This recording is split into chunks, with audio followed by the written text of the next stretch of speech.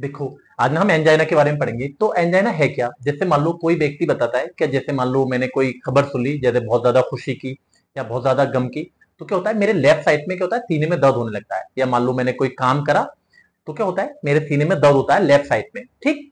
तो उसको हम क्या बोलते हैं, जैसे एंजाइना बोलते हैं। तो इसके क्या क्या कारण हो सकते हैं, ठीक है, क्या कारण होंगे, क्या पैथोफिजियोलॉजी होगी, क्या ट्रीटमेंट होगा, ठीक है, क्या सिम्टम्स बताएगा। तो सबके बारे में हम धीरे धीरे पढ़ेंगे।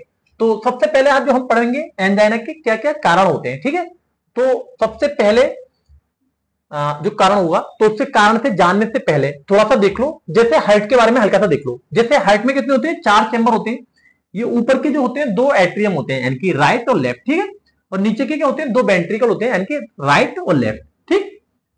अब देखो, पूरे शरीर से जो डीऑक्सीजनेटेड ब्लड आता है, ठीक है, तो वो कहां से आता है, 2 से आता है। एक तो इंफीरियर वेना के पास है और एक सुपीरियर वेना के पास है, ठीक है।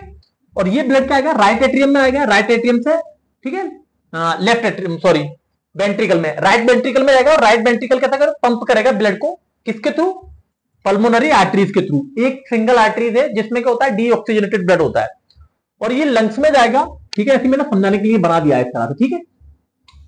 और लंग्स में जाके क्या होगा, ऑक्सीजनेटेड हो जाएगा और यहां से आएगा किसमें, लेफ्ट एट्रियम में, किसके थ्रू, पल्मोनरी वेन के थ्रू, ठीक है। फिर इसमें आएगा किसमें, लेफ्ट वेंट्रिकल में। और लेफ्ट वेंट्रिकल क्या करेगा, ब्लड को क्या करेगा, पंप करेगा पूरे बॉडी के। तो किसमें ये पंप करता है ब्लड को, ये किसको आपको बताना है कमेंट के थ्रू, क्या इसमें पंप करता है, ठीक है। अब देखो, ये तो मैंने एक समझाने के तौर पे तुम्हें बता दिया कि हार्ट की इस तरह से स्ट्रक्चर होती है। अब क्या क्या कारण हो सकते हैं एंजाइना के, यानी कि एंजाइना मीन सीने में उसके दर्द हो रहा है लेफ्ट साइड में, ठीक है। जैसे मान लो उसने कोई काम करा या कोई गम की या खुशी की बात सुन ली, तो क्या हुआ, उसके लेफ्ट साइड में क्या होता है, दर्द होने लगा। तो उसके क्या क्या कारण हो सकते हैं, तो देखो, एथ्रोस्क्लेरोटिक कोरोनरी आर्टरी डिजीज। तो ये कोरोनरी आर्टरीज क्या है, यानी कि वो आर्टरीज जो क्या करती है, हार्ट को ब्लड सप्लाई करती है, ठीक है। तो ये मोस्ट कॉमन काज होता है, यानी कि एथ्रोस्क्लेरोटिक, ठीक है। और कोरोनरी आर्टरीज में मान लो जैसे जो ब्लड होता है, जैसे मान लो कोई कोरोनरी आर्टरीज है, जैसे यहाँ पे कोरोनरी आर्टरीज इस तरह से होती है, कोरोनरी आर्टरी, ठीक है, जो हार्ट को ब्लड सप्लाई करती है, ठीक है।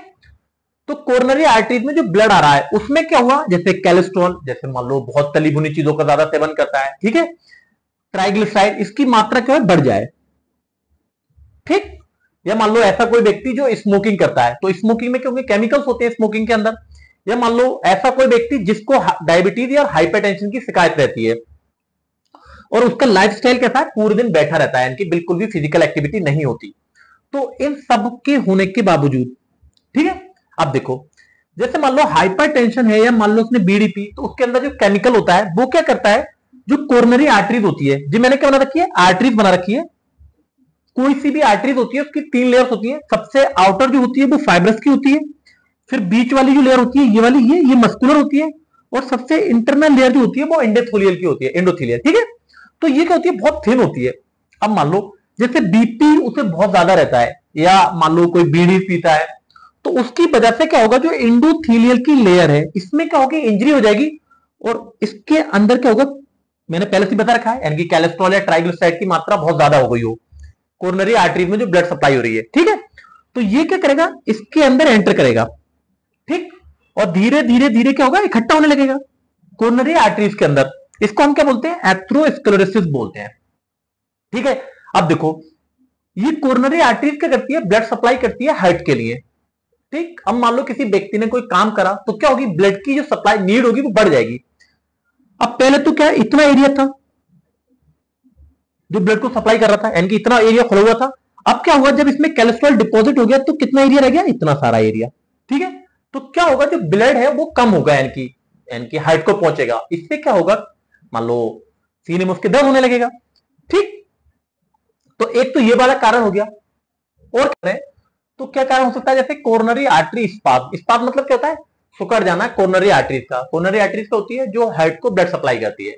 तो देखो, मैंने लिख रखा है, जैसे जो कोरोनरी आर्टरीज है उसमें क्या होता है, टेम्पररी होता है, यानी कि परमानेंट नहीं होता, कुछ समय के लिए क्या होता है, सुकड़ जाती है, कंस्ट्रक्शन हो जाता है।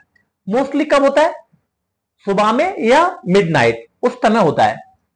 तो क्या क्या इसको ट्रिगर करेगा, यानी कि कोरोनरी आर्टरी स्पाज्म के लिए, जैसे मान लो कोल्ड एक्सपोजर, ऐसा व्यक्ति जो गर्म वाले एरिया से ठंडे वाले एरिया में चला जाए, या मान लो रूम के अंदर लेटा है और बाहर ओस में जाके लेट जाए, तो उस समय क्या होगा, कोरोनरी आर्टरी स्पाज्म हो सकती है और अचानक से उसके सीने में दर्द हो सकता है। इमोशनल स्ट्रेस, जैसे मान लो कोई एक्सीडेंट की खबर सुन ले, या मान लो कोई बहुत ज्यादा खुशी की खबर, जैसे मान लो कोई नीट में सिलेक्शन हो जाए जिसका, तो उस समय भी क्या हो सकता है, कोरोनरी आर्टरी स्पाज्म कर सकती है और उसके सीने में दर्द हो सकता है। या मान लो स्मोकिंग या कोकेन का यूज करता है, ठीक है। तो ये क्या करते हैं, ट्रिगर करते हैं कोरोनरी आर्टरी स्पाज्म के लिए, उससे क्या होता है, पेशेंट के सीने में दर्द होता है, ठीक है।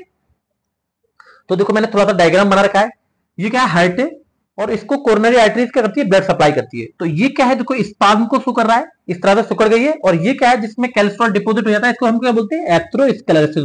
देखो बीपी के कारण में और क्या हो सकता है, जैसे एनीमिया, अगर मान लो किसी व्यक्ति को खून की कमी हो गई, तब भी क्या होता है, इसके सीने में दर्द होने लगता है। कैसे होने लगता है, जैसे अगर मान लो एनीमिक है कोई व्यक्ति, तो उसमें क्या होगा, हीमोग्लोबिन का लेवल क्या होगा, कम हो जाएगा। और हीमोग्लोबिन क्या करता है, ऑक्सीजन की कैरी करता है, यानी कि एक जगह से दूसरी जगह को ले जाता है। अगर हीमोग्लोबिन कम होगा तो ऑक्सीजन प्रॉपर नहीं ले जा पाएगा, इसकी वजह से क्या होगा, हार्ट की जो मसल है उसको प्रॉपर ऑक्सीजन नहीं मिलेगा, जिससे सीने में दर्द होने लगेगा। या मान लो कोई व्यक्ति जिसको हाइपरटेंशन की शिकायत रहती है, उसमें भी क्या होता है, यानी कि सीने में दर्द होता है उस व्यक्ति को भी। कैसे, जो बीपी होता है वो तुम्हारा डिपेंड करता है किसपे, हार्ट रेट पे, ठीक है। अगर मान लो ब्लड प्रेशर बहुत ज्यादा है तो हार्ट पे क्या होगा, वर्कलोड ज्यादा होगा, यानी कि वो तेजी से कॉन्ट्रेक्शन कर रहा होगा। इससे क्या होगा, जो लेफ्ट वेंट्रिकल की वॉल है वो स्ट्रेस में आ गई, और क्या होगा, यानी कि तेजी से कॉन्ट्रेक्शन कर रहा है, तो ऑक्सीजन की डिमांड उससे बढ़ेगी। डिमांड और सप्लाई क्या होगी, मिसमैच हो जाए, यानी कि जितनी ऑक्सीजन की जरूरत है इतनी ब्लड यानी कि नहीं मिल पा रहा उसे हार्ट को, तो क्या होगा, सीने में दर्द होने लगेगा व्यक्ति को। और क्या कारण हो सकता है, टैकियारिथमियास हो सकता है। इसमें क्या होता है कि हार्ट रेट बढ़ जाए, जैसे या तो एट्रियल फिब्रिलेशन हो जाए, यानी कि फिब्रिलेशन मतलब फड़फड़ा रहा है, या वेंट्रिकुलर टैकिकार्डिया, यानी कि इसमें क्या हार्ट रेट बढ़ जाए, ठीक। इन दोनों कंडीशन में क्या होगी, हार्ट रेट बढ़ेगा, जिससे क्या होगा, ऑक्सीजन की डिमांड क्या होगी, बढ़ेगी। अगर हार्ट रेट तेजी से, यानी कि मान लो कोई तेजी से दौड़ता है तो सांस फूलने लगती है, इसी वजह से। इसी तरह से अगर तेजी से कॉन्ट्रेक्शन कर रहा है तुम्हारा हार्ट, तो क्या होगा, ऑक्सीजन की डिमांड बढ़ेगी। लेकिन क्या है, डायस्टोल क्या है, शॉर्टर है, यानी कि जितने समय में से डायस्टोल होना चाहिए इतने में ना होकर उससे कम में हो रहा है, तो क्या होगी, ब्लड सप्लाई क्या होगी, कम हो जाएगी हार्ट के लिए। इस वजह से भी क्या होगा, सीने में दर्द होने लगेगा व्यक्ति के। तो ये हो गया।